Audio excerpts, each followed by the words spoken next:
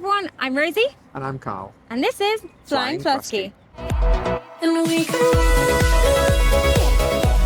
you and me together. And we can you and me forever. We're going to do a quick room tour despite the fact that the sun is quickly setting, so it's not as light in here as we would ideally like. But before we completely trash the room, we thought we'd show you it.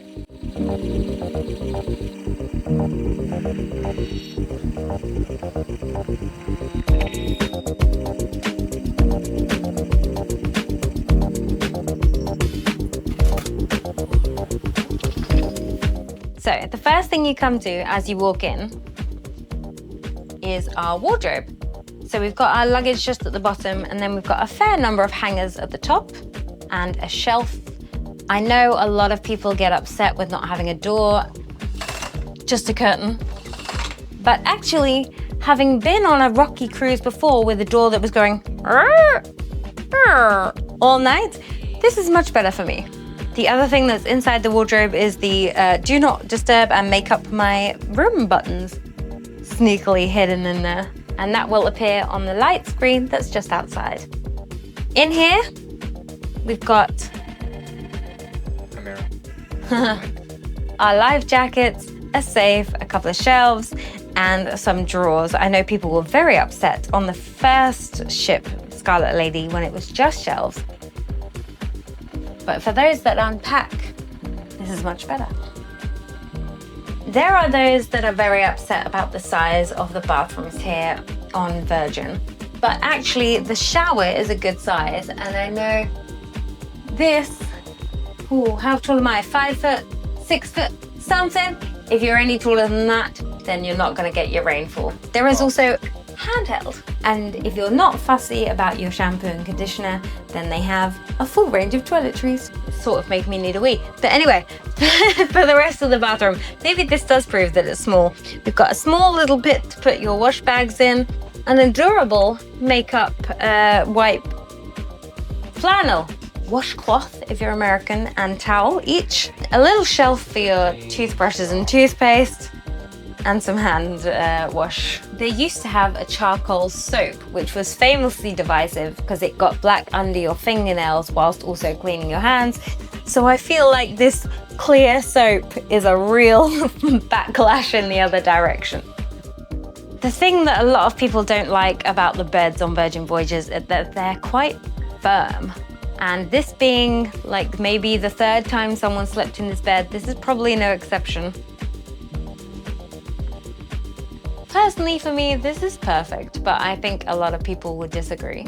Virgin has a concept where they can turn either this into 2 singles if you're sharing a cabin with a friend, or they can turn it into a sea couch.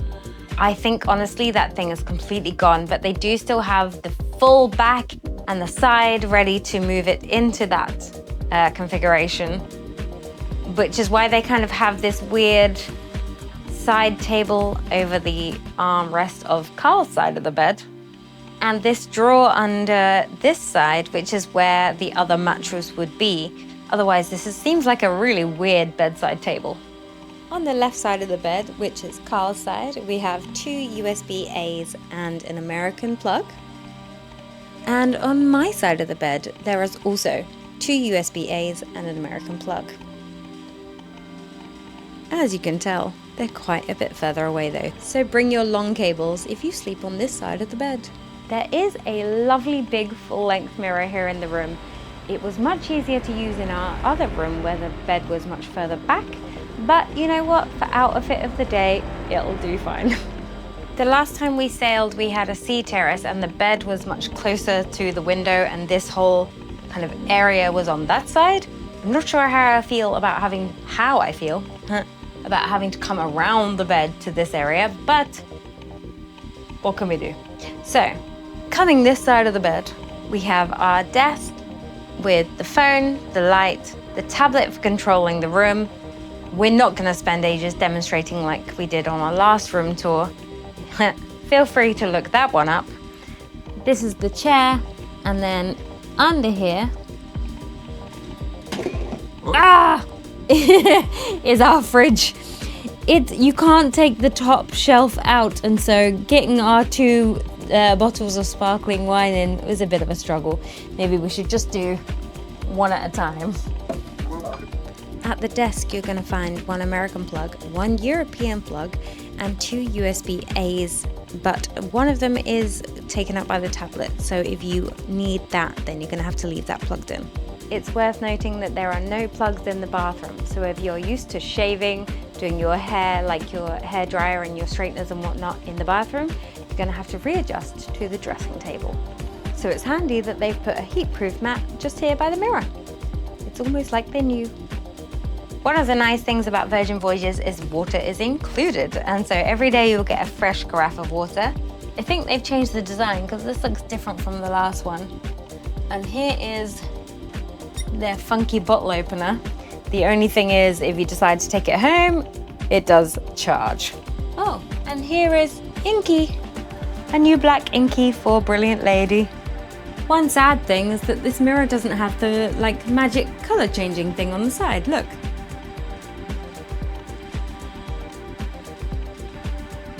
It doesn't flippity flip. There's a TV just in front of the bed, and actually there's loads of free films and TV shows that you can find on the tablet. You're not going to have to pay extra on Virgin. We do have a chair for relaxing, just the one, which means that one of us can sit and look at the other person perching on a stool. I've never really understood the whole 1 chair in a hotel room thing. But finally, this is our porthole, which does have a very cute kind of reading nook vibe. So you can sit and look out, which I really like. Sadly, as with every window that's near the sea, it's never quite as clean as you would hope it to be because there's ocean spray. How very dare it. No cystitis here.